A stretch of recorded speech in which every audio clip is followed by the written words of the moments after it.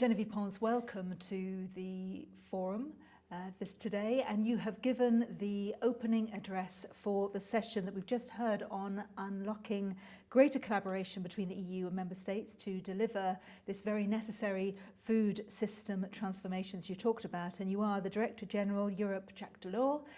We talked to you before, you've been a friend of the forum before, and I know we've talked about incentivising progress, but one of the things we talked about before and today was the fact that we are all in this together.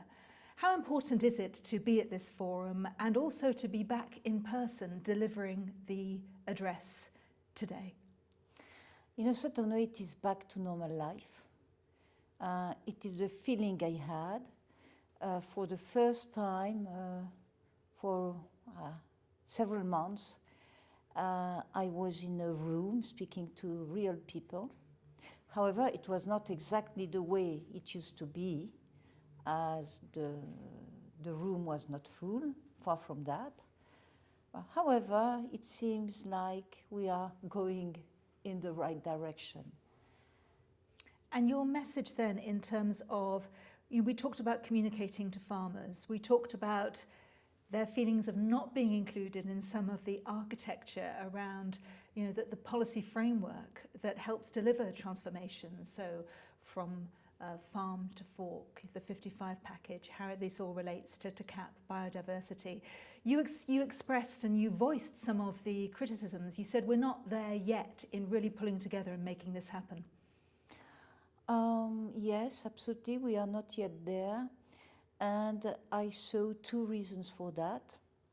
And what I have heard afterwards confirmed this feeling. The first one is that all the stakeholders were not listened to sufficiently. And this is especially the feeling of farmers.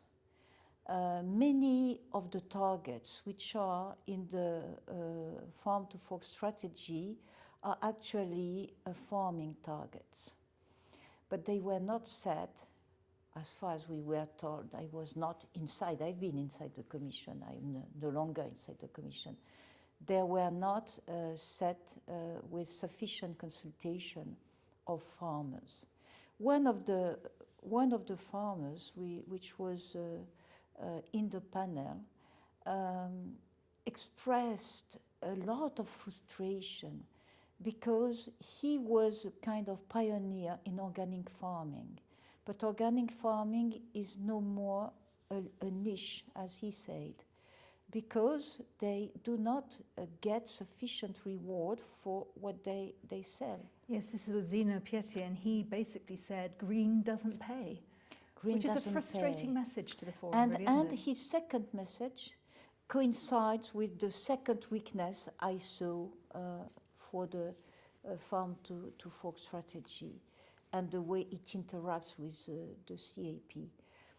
There is no sanction for not following the orientations of the farm to fork strategy. So that means that not only stakeholders, but the states themselves, the member states themselves, have no incentive to go in this direction. So this is something that has to be corrected. So you've been having this conversation, you've been listening, and I think you said the idea of the national strategic plans had laudable intentions, but there are frustrations. What are the risks here? What are the risks in terms of looking at transforming our food systems, and particularly in the light of the pandemic, the world we're facing now, because there is a fragility in our food systems? I will first of all come back to the situation that was described by Zeno Pietri. As there are no sufficient guidance to national strategic plans, there are discrepancies, very important ones, between what is done in different member states. And in his case, he said that a farmer on the other side of the border will not be confronted with the same constraints and will not play on the same field. Mm. And this is something that has to be corrected.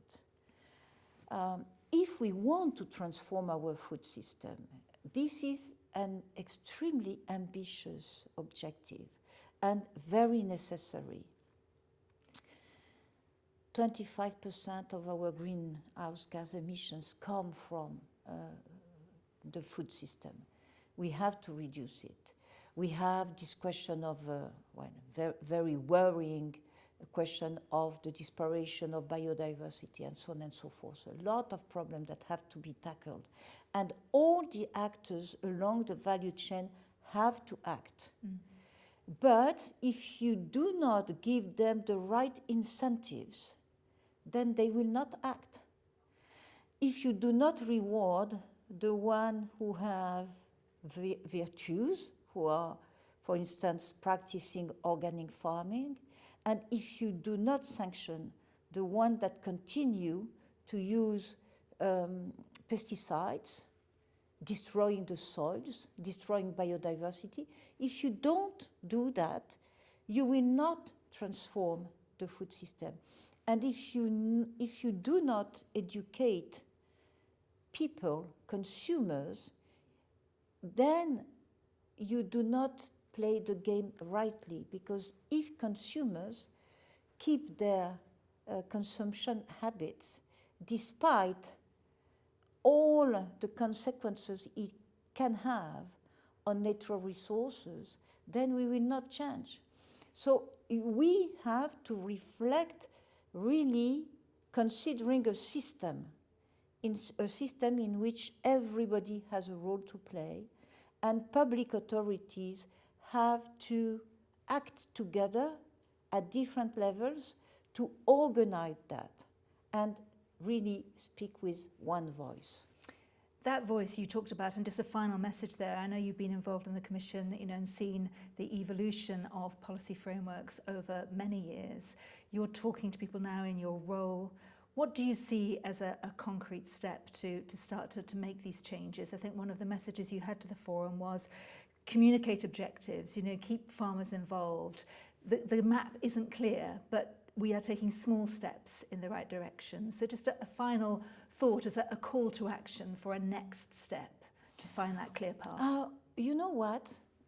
What I would dream of is a kind of forum, not this one, but a forum organized at EU level where all the stakeholders would come and where a whole set of objectives would be fixed, be it on the use of pesticides or fertilizers, on the preservation of biodiversity, on the preservation of soils, waters, and so on and so forth, including a correct, a decent reward for virtuous farmers and stakeholders all along the value chain. So this discussion has to take place, and it has to take place in Brussels with all the stakeholders. And once not only the objectives are agreed together, but also a pathway to their accomplishment, then we can go all together in the same direction. Well, Geneviève Pons, thanks so much for talking to the forum today, sharing your experience, sharing your views, and good luck in the future. Thank you very much. Thank you. Thank you.